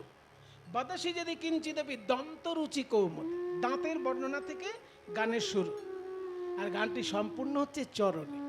সেই চরণের বর্ণনা এবার দেব। রাধারানীর চরণটি কেমন?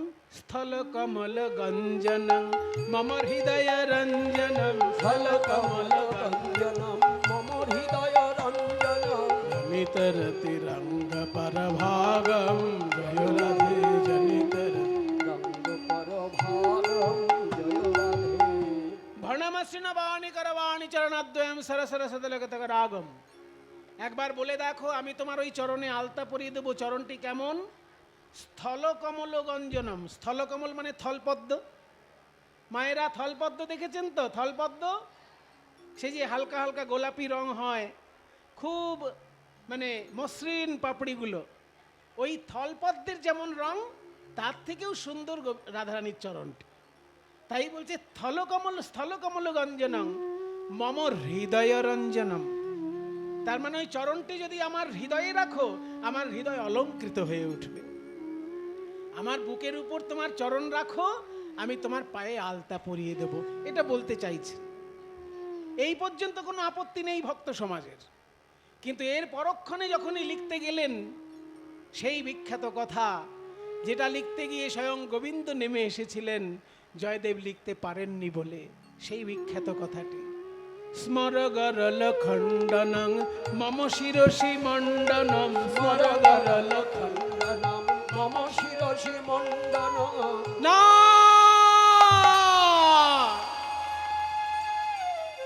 আমি পারবো না, আমি এই কথা লিখতে পারবো না। যে কথা আমার মনে উদয় হয়েছে সে কথা লেখা সম্ভব নয়। আমার মন বলছে ভগবান যেন বলতে চাইছেন, দেহি পদ পল্লবম উদারম। রাধে, তোমার ওই উদার চরণ পল্লব আমার মাথায় তুলে দাও। এ কথা আমি ভক্ত হয়ে লিখব কি করে?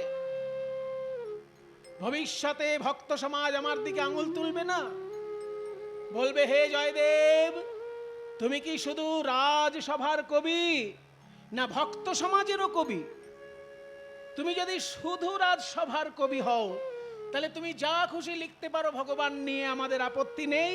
কারণ রাজার কাছে স্বর্ণ মুদ্রা পাবার লোভে তোমার যা খুশি লেখার মতন ইচ্ছা হতেই পারে। কিন্তু তুমি যদি ভক্ত সমাজের কবি হও, এমন কথা তো তোমার লেখা উচিত নয় যা শুনে ভক্তর হৃদয় আহত হবে। তুমি যদি লিখে দাও যে রাধে, তোমার চরণ আমার মাথায় তুলে দাও, এটা ভক্ত সমাজ সহ্য করবে কি করে? কারণ কোনো জায়গায় কোনো উদাহরণ নেই যে ভগবান তার মাথায় ভক্তের চরণ ধারণ করেছে। কোথাও উদাহরণ নেই।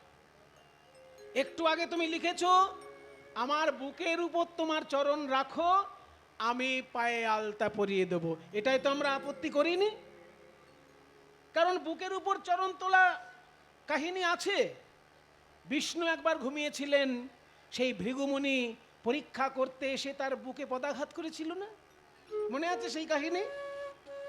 একবার ভৃগুমুনির হঠাৎ ইচ্ছা হলো যে ব্রহ্মা, বিষ্ণু, মহেশ্বর এই তিনজনের মধ্যে শ্রেষ্ঠ কে সেটা পরীক্ষা করব। কারোর শ্রেষ্ঠত্ব পরীক্ষা করতে গেলে কি করতে হয়? তার কতখানি সহ্য শক্তি সেইটার পরীক্ষা নিতে হয়। যে যত বেশি সহ্য করতে পারবে সে তো শ্রেষ্ঠ, নাকি? তাই ভৃগুমুনি করলেন কি, শিব ঠাকুরকে গিয়ে নিন্দা শুরু করে দিলেন। এই যে ভাঙড় ভোলা, ভোলানাথ, কি গো, সব দেবতা গায়ে পরে দামি দামি কাপড়, আর তুমি পরো বাঘের ছাল। সবাই সুন্দর সুন্দর পাউডার মাখে, আর তুমি চিতা ভস্য গায়ে মাখো। সবাই সোনার হার পরে, আর তুমি হাড়ের মালা গলায় পরো, সাপের মালা গলায় পরো। তোমার কি ভদ্রতা বলতে কিচ্ছু নেই? যখন এরকম নিন্দে করেছে, শিব ঠাকুর রেগে গিয়ে ত্রিশূল ছুঁড়ে দিয়েছে। ত্রিশূল ছুঁড়ে দিয়েছে রেগে গিয়ে। এবার ভৃগুমুনি দেখলেন শিব তো আমার কথার উত্তর না দিয়ে ত্রিশূল ছুঁড়ে দিল, তাহলে আরো দুজন দেবতা বাকি আছে, তাড়াতাড়ি ছুটে গিয়ে তাদেরকে নিন্দে করি। তাই ব্রহ্মাকে নিন্দে করতে গেল। ব্রহ্মা, তোমার সৃষ্টির মধ্যে এত বৈষম্য কেন? তুমি নাকি সৃষ্টিকর্তা, কাউকে এক গাদা চোখ দিয়েছো আর কাউকে একটাও চোখ দাওনি। জানেন তো, প্রাণী জগতের মধ্যে এমন জীব আছে যার গাদা গাদা চোখ আছে। আপনাদের তো দুটো করে চোখ। এমন জীব আছে যার গাদা গাদা চোখ, তাকে বলে পুঞ্জাক্ষী। জীবন বিজ্ঞান পড়তে গিয়ে দেখতে পাবেন। আরশোলা, আরশোলার মতো একটা সামান্য প্রাণী, তার কিন্তু এক গাদা চোখ আছে। কিন্তু কেঁচো, তার আবার একটাও চোখ নেই। তাহলে এমন প্রাণী আছে যার মোটেই চোখ নেই, আবার এমন প্রাণী করেছে তার গাদাখানেক চোখ। এই সৃষ্টির বৈষম্য তোমার মধ্যে, তুমি কিসের সৃষ্টিকর্তা? এই শুনে রেগে গিয়ে ব্রহ্মা করলো কি, তার হাতে ছিল অগ্নিপিণ্ড, অগ্নিপিণ্ড ছুঁড়ে দিল। একদিকে আগুন ছুটে আসছে, একদিকে ত্রিশূল ছুটে আসছে। ভৃগুমুনি দেখলো এবার তোমার মৃত্যু হবেই, কারণ আমি বিষ্ণুকে নিন্দে শুরু করলে বিষ্ণু চক্র ছুড়ে দেবে। একজন ত্রিশূল ছুঁড়েছে, একজন আগুন ছুঁড়েছে, আর একজনের হাতে চক্র আছে। যাই বিষ্ণুকেও নিন্দে করি, মরি তো একদম কাউকে পরীক্ষা করেই মরবো। এই বলে যখন ভৃগুমুনি ছুটে গেল বিষ্ণুর কাছে, দেখে বিষ্ণু শয়ন করছে। তো বলছে, শয়ন যদি করে থাকে তাকে নিন্দে করে লাভ আছে? সে তো শুনতে পাবে না, আগে তাকে জাগাই, তবে তো নিন্দে করব। এই বলে জাগাতে গিয়ে করলো কি, একেবারে বক্ষে পদাঘাত। যে তুমি নাকি পালন কর্তা বিষ্ণু। কি, বিষ্ণুকে বলা হয় পালন কর্তা? তো সারাক্ষণ ঘুমিয়ে থাকলে সে আবার পালন করবে কি করে? তুমি যদি পালন কর্তা হও তো ঘুমাও কি করে? এই বলে যখনই পদাঘাত করেছে, অমনি বিষ্ণু উঠে কি করলেন? ভৃগুমুনি ভেবেছিলেন সুদর্শন চক্র ছুড়ে দেবেন, করলেন না বিষ্ণু। বিষ্ণু আর ওই ভৃগুমুনির চরণটি নিয়ে আবার বুকে স্থাপন করলেন।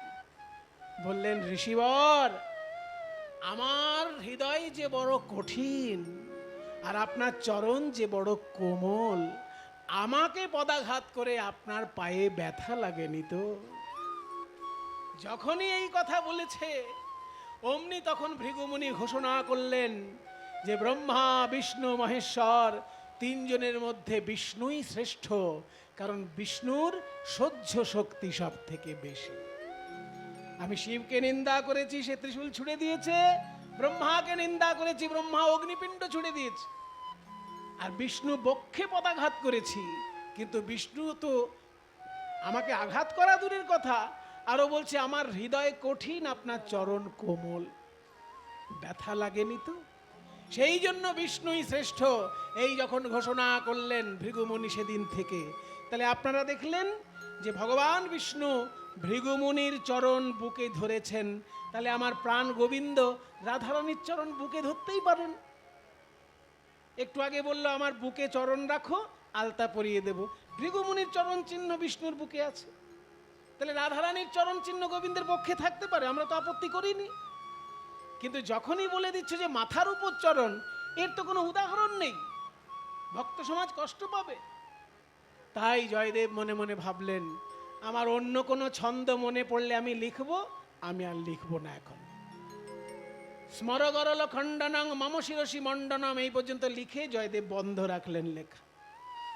বললেন পদ্মা, আমাকে তেলের ঘটিটা দাও তো, আমি স্নান করতে যাই, তারপরে এসে তুমি আমায় প্রসাদ দিও। জয়দেব যখন তেলের ঘটি নিয়ে স্নান করতে গেলেন, সেই ফাঁকে স্বয়ং ভগবান এসেছেন জয়দেবের রূপ ধারণ করে। পদ্মা, কে কে আপনি? সাবধান, আপনি কে বলছেন? আমি তোমার স্বামী। তা আপনি এত তাড়াতাড়ি এলেন কি করে? আপনি তো একটু আগে স্নান করতে গেলেন। আর বলো না পদ্মা, আমার একটা কবিতা মনে পড়ে গেছে, সঙ্গে সঙ্গে লিখে না ফেললে পরে ভুলে যেতে পারি, ওই জন্য সংক্ষিপ্ত স্নান করে আমি চলে এসেছি। তুমি প্রসাদের ব্যবস্থা করো, আমি কবিতাটা লিখে নিই। এই বলে জয়দেব রূপী গোবিন্দ আমার, জয়দেব রূপী গোবিন্দ আমার গ্রন্থ মন্দিরে গিয়ে লিখছেন স্মরগরল খণ্ডনং মম শিরসি মণ্ডনম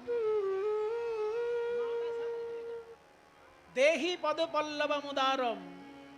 তুমি আমার ওই দেহি পদ পল্লব মুদারম আর লিখতে পারেনি জয়দেব, সেই অংশটা গোবিন্দ লিখলেন দেহি পদ পল্লব মুদারম। পদ্মা, আমার কবিতা লেখা হয়ে গেছে, এবার আমাকে প্রসাদ দাও। প্রতিদিন মা পদ্মাবতী যেমন জয়দেবকে খেতে দেন, মায়েরা আপনারা স্বামীকে কিভাবে সেবা দেন? যারা আমার বাংলার মা জননীরা স্বামীকে যারা খেতে দেন যত্ন সহকারে, তাদের একটা সুশিক্ষা আছে, এটা বাপের বাড়ি থেকে শিক্ষা পায় মায়েরা, যে স্বামী যতটা খাবে তার বেশি পরিমাণে অন্ন দিয়ে থালায় সাজিয়ে দেওয়া হয়। মায়েরা জানেন স্বামী কতটা খাবে, কিন্তু তবু তার থেকে বেশি পরিমাণে অন্ন দিয়ে থালাটা সাজিয়ে দেন। খেতে খেতে যখন পেট ভরে যায় স্বামীর, তখন সেই থালাটা ঢেকে রাখেন। এটা হচ্ছে আরো উচ্চ শিক্ষা, মানে আরো বেশি সেবা শিক্ষা যারা পান, যে থালাটা ঢাকা দিয়ে রাখেন। তারপর স্বামীর পদসেবা করতে করতে স্বামীকে ঘুম পাড়িয়ে তারপর ওই যে স্বামী রেখে গেছে যে খাবারটা, ওই খাবারটা খেতে বসেন। এরকম আপনারা কেউ করেন নাকি? আপনাদের মুখে হাসি দেখে মনে হচ্ছে বোধহয় এটা কারোর অভ্যাস নেই। উনি করেন না?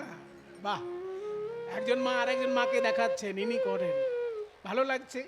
কোনো মা জননী অন্তত এমন আছেন যে স্বামীরকে বেশি করে খাবার দেয়, তারপর স্বামীকে পদসেবা করে ঘুম পাড়িয়ে এসে সেই থালায় আবার খেতে বসে। আজকেও তার ব্যতিক্রম হলো না। মা পদ্মাবতী বুঝতে পারে না আজকে স্বামী রূপে জগতে স্বামী গোবিন্দ এসেছেন, জয়দেব রূপী ভগবান সেই অন্ন গ্রহণ করে শয়ন করছেন। মা পদ্মাবতী গিয়ে সেই জয়দেব রূপী ভগবান গোবিন্দের চরণ সেবা করছেন। চরণ সেবা করতে করতে কিছুক্ষণের মধ্যে গোবিন্দ আমার ঘুমের অভিনয় করলেন। তারপর পদ্মাবতী বেরিয়ে এসে সেই প্রসাদ পেতে বসেছেন। এমন সময় আসল জয়দেব এসে হাজির। পদ্মা, কে কে আপনি? পদ্মা, সাবধান, আপনি আমার মুখে নাম নিয়ে কথা বলবেন না। আপনি কি ভাবছেন আমার সঙ্গে ছলনা করে আপনি পার পাবেন? আমার স্বামী এক্ষুনি, আমি তার চরণ সেবা করে ঘুম পাড়িয়ে এসেছি, তার প্রসাদ আমি পেতে বসেছি। আপনি আমার নাম ধরে ডাকার সাহস পেলেন কি করে? বেশি কিছু বললেই আমি আমার স্বামীকে ডাকবো এক্ষুনি। জয়দেব বলে, ওগো পদ্মা, কেউ যদি তোমার সঙ্গে ছলনা করে থাকে তাহলে আগে যিনি এসেছেন উনিই ছলনা করেছেন। এই দেখো, আমি তোমার স্বামী জয়দেব। আমি স্নান করতে যাবার কালে তুমি যে আমায় তেলের ঘটি দিয়েছিলে, সেই তেলের ঘটি আমার হাতে আছে। আগে যদি কেউ এসে থাকে তার হাতে কি এই ঘটি ছিল? অমনি পদ্মাবতী চমকে উঠেছে। তাই তো, আগে আমি যাকে অন্ন বেড়ে দিলাম তার হাতে তো কোনো ঘটি ছিল না। তাহলে আমি কার প্রসাদ পাচ্ছি? আমি কার চরণ সেবা করছি? চলো পদ্মা, গিয়ে দেখে আসি তুমি কার চরণ সেবা করছো। এবার জয়দেব আর পদ্মাবতী মিলে শয়ন কক্ষে গিয়ে দেখে, বিছানা দেখে মনে হয় কেউ যেন শুয়েছিল। বিছানা বালিশ দেখে মনে হচ্ছে কেউ যেন শুয়েছিল, কিন্তু কাউকে তো দেখা যায় না। জয়দেব কেঁদে উঠে বলে, ওগো পদ্মা,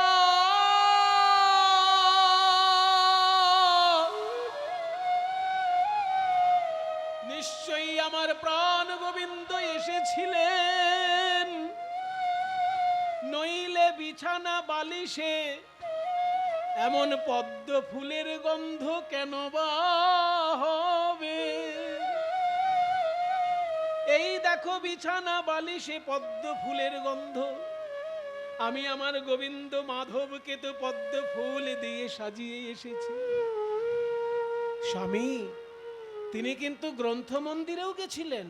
হ্যাঁ, আমার গ্রন্থ মন্দিরে আমার প্রভু গেছেন?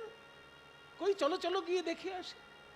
গ্রন্থ মন্দিরে গিয়ে দেখে যে কথা জয়দেব লিখতে পারে নাই, দেহি পদ পল্লব মুদারম, এইবার ওই গ্রন্থ খুলে দেখে বাঁকা করের বাঁকা লেখা, দেহি পদ পল্লব মুদারম, তোমার চরণ পল্লব আমার শিরে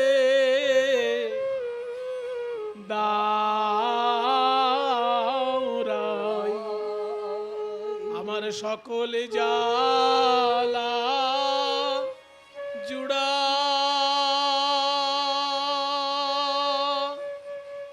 ও জুড়াই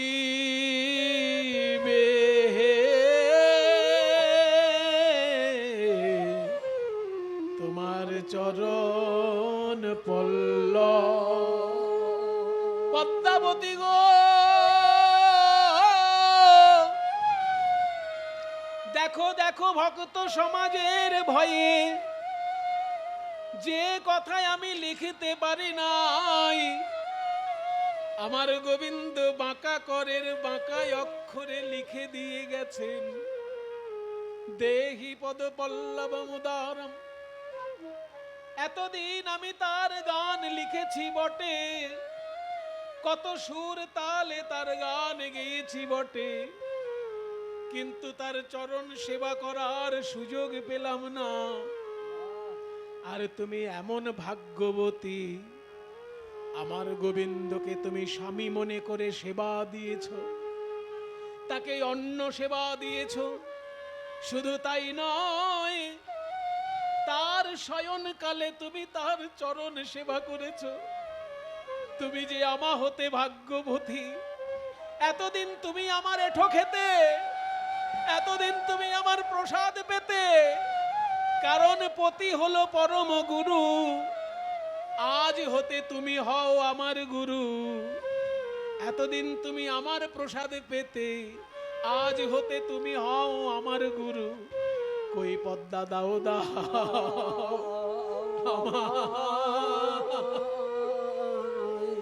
আমায় প্রসাদ, আমায় প্রসাদ দাও হে আরো বসে, আরো বসে। পদ্মা দাও দাও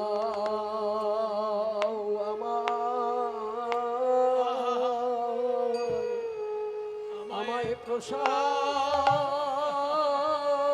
দাও হে পদ্মা দাও দাও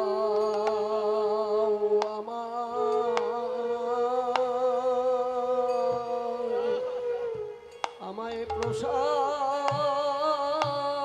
দাও হে পদ্মা তুমি বড়, তুমি বড়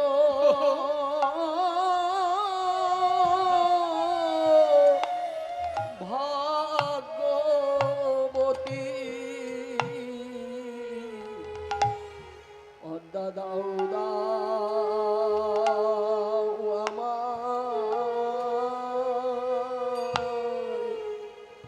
আমায় প্রসাদ দাও হে পদ্মা তুমি বড়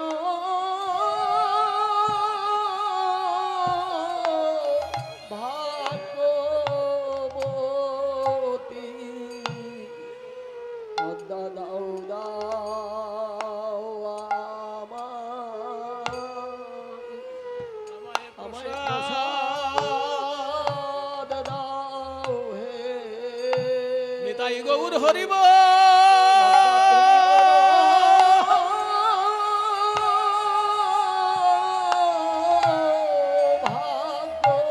ভাগ্যবতী তোমার ঘরে এলো পতি রূপে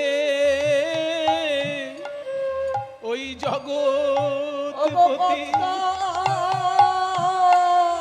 তুমি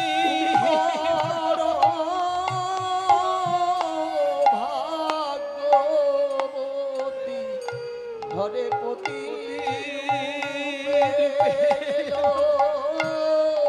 ওই জগৎ জগৎপতি পদ্মা তুমি বড়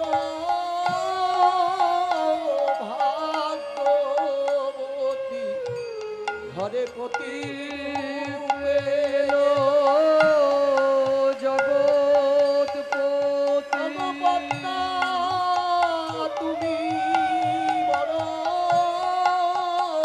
বড় ভাগ্যবতী ঘরে এলো পতি রূপে জগৎপতি। পদ্মা তুমি বড় ভাগ্যবতী পতি রূপে এলো জগৎপতি পদ্মা তুমি বড় ভাগ্যবতী পতি রূপে এলো জগৎপতি পদ্মা তুমি বড় ভাগ্যবতী ঘরে এলো পতি রূপে ওই জগৎপতি। তুমি বড় ঘরে এলো পতি রূপে জগৎপতি।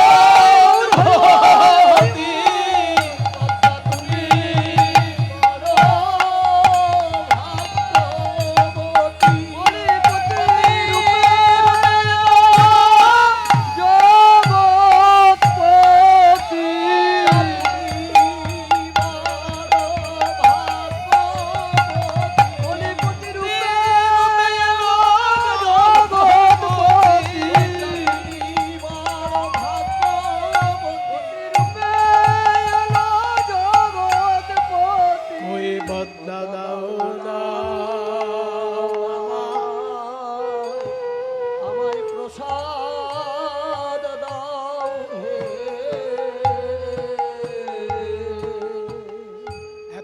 তুমি আমার প্রসাদ খেতে, কারণ পতি পরম গুরু। আর আজ থেকে তুমি আমাকে প্রসাদ দেবে, কারণ তুমি স্বয়ং গোবিন্দের চরণ সেবা করেছো। এত বড় সেবা তো আমি করতে পারিনি, তাই গোবিন্দের অধরামৃত প্রসাদ তুমি পাচ্ছ পদ্মা, সেই প্রসাদ তুমি আমায় দাও। আর আমি লিখবো, এবার আমি আর লেখা বন্ধ করব না। এতদিন ভাবছিলাম ভক্ত সমাজের ভয়ে আমি লিখবো না। রাধে রাধে। জলতি মই দারুণ মদন কদনানন, জলতি মই দারুণ, জলতি মই দারুণ, জলতি মই দারুণ, জলতি মই দারুণ, জলতি মই দারুণ, জলতি মই দারুণ, জলতি মই দারুণ। আর আমি বন্ধ করব না লেখা। আমি বুঝতে পেরেছি আমার ভিতর দিয়ে স্বয়ং গোবিন্দ, আমার স্বয়ং গোবিন্দ এই লেখা লিখছেন, তার বাণী আমাকে মাধ্যম করে লিখছে। জয়তিময়ী দারুণ মদন কদনানল, জলতি মই দারুণ, জ্বলে গেল, জ্বলে গেল, জ্বলে গেল, জ্বলে গেল, জ্বলে গেল, জ্বলে গেল, জ্বলে গেল, জ্বলে গেল, ওই মদনানলে প্রাণ জ্বলে গেল, জ্বলে গেল, ওই মদনা নলে প্রাণ জ্বলে গেল, জ্বলে গেল, ওই মদনানলে অপরাধে জয় গৌর হরি বল। মদনানলে, বলে রাধে আমায় রক্ষা করো, মদনানলে প্রাণ জ্বলে গেল, জ্বলে গেল, জলতি মই দারুণ মদন কদনানল। হরতু তদুপহিত বিকারম, জয় রাধে হরতু তদুপহিত বিকারম। মায়েরা, এই বিশ্ববিখ্যাত গানটি জয়দেব যখন সম্পূর্ণ করছেন, জানেন, নিজের নাম লেখার আগে পদ্মাবতীর নাম লিখলেন। কারণ জয়দেব ভাবছেন, যার জন্য আমি গোবিন্দের অধরামৃত পেলাম, সেই পদ্মাবতীর নাম যদি আমি না লিখি গানে, তাহলে আমি তো অকৃতজ্ঞ হয়ে থাকব। তাই কবিতার শেষের সময় জয়দেব নিজের নাম তো লিখেছেনই, নিজের নামের আগে পদ্মাবতীর নাম লেখা আছে। এই দেখুন, শুনলেই বুঝতে পারবেন। ইতি চটুল চাটু পটু চারু মুর বই,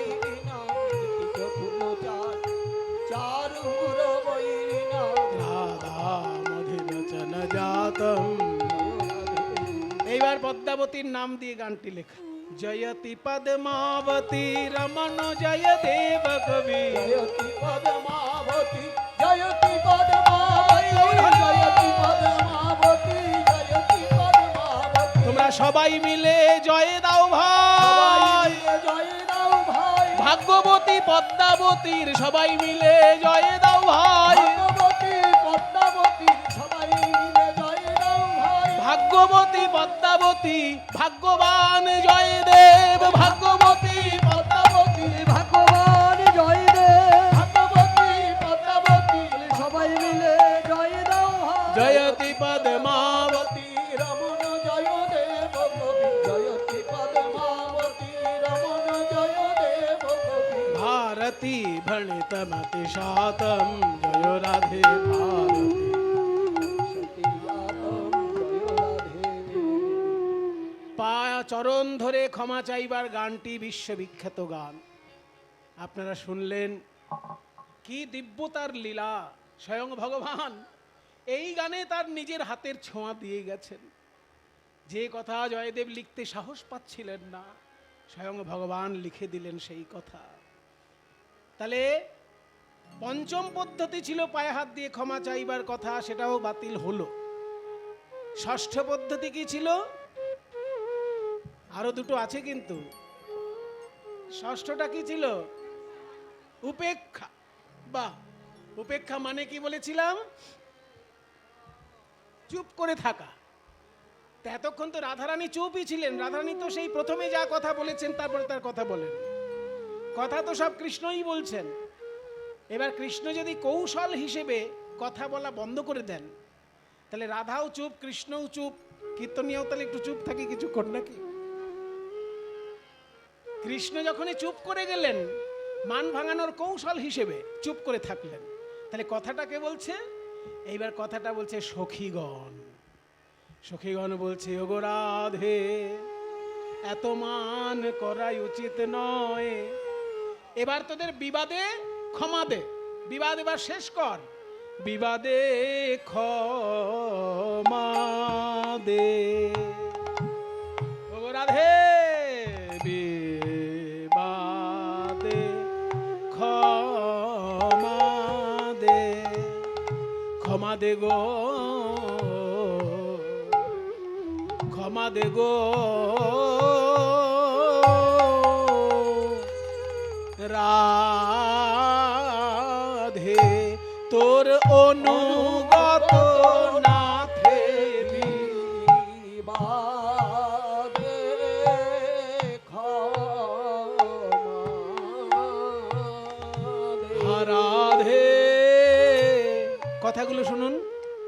কোন দাস যদি দোষ করে পদে, দাসের দোষ তো পদে পদে, তাই বলে কেউ কি দাসে ঠেলে পদে, এত মান করা, মান করা মন করায় উচিত নয়। অনুগত নাথে মানে মাধব হারা, হারাইবি রাই,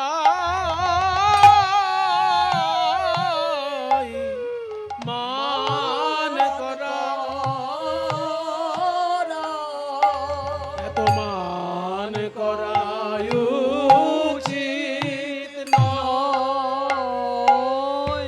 অনুগত নাথে বিবাদে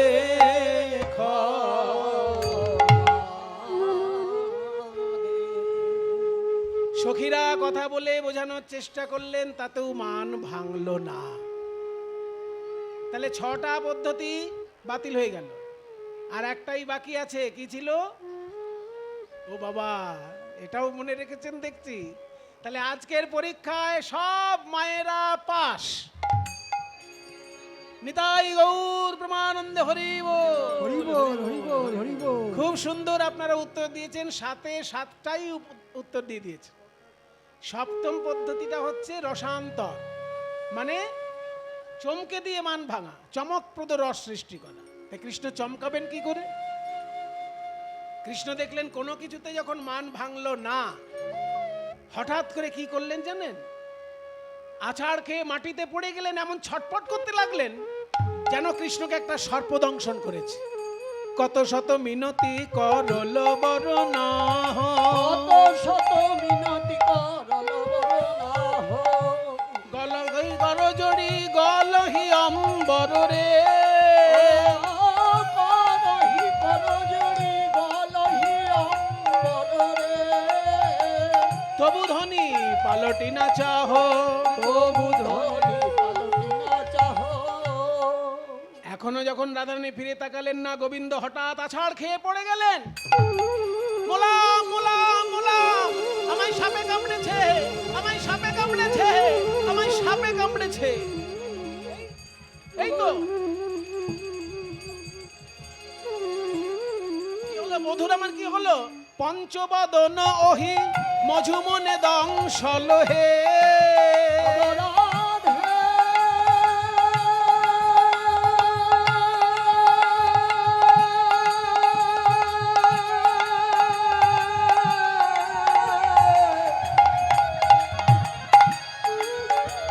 রাধে রাধে আমি মোলাম মোলাম,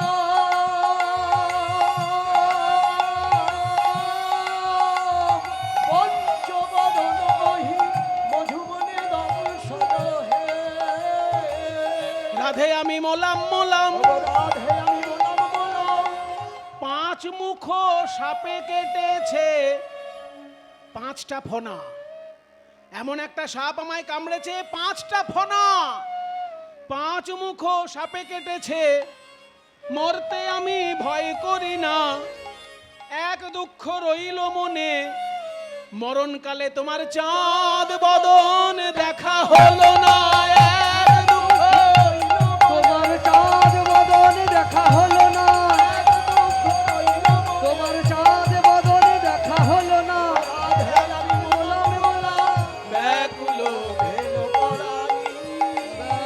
তখন কি হইল বলে ধাই করল কোলে। কি হইল বলি ভাই করল কোলে। বলে বধূ তুমি মরবে না গো, হে বধূ তুমি মরবে না। এই দাসীর দেহে প্রাণ থাকিতে বধূ তুমি মরবে না গো। এই দাসীর দেহে প্রাণ থাকিতে বধূ তুমি মরবে না গো। এই দাসের দেহে প্রাণ থাকিতে বধূ তুমি মরবে না গো। ওই দাসীর দেহে প্রাণ থাকিতে বধূ তুমি মরবে না গো। এই দাসের দেহে প্রাণ থাকিতে বধূ তুমি মরবে না গো। নীলবসনের মৃদুবাই, শুধু বলো। মৃদুবাই। এবার রাধারানী যখন ব্যাকুল হয়ে গেলেন কৃষ্ণের এই দশা দেখে, কৃষ্ণ কিরম হাসছে দেখো।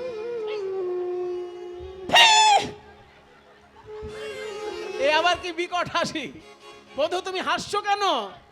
ললিতা বলছে শোন শোন, এখানে সাপে কামড়েছে মানে কোন সাপ?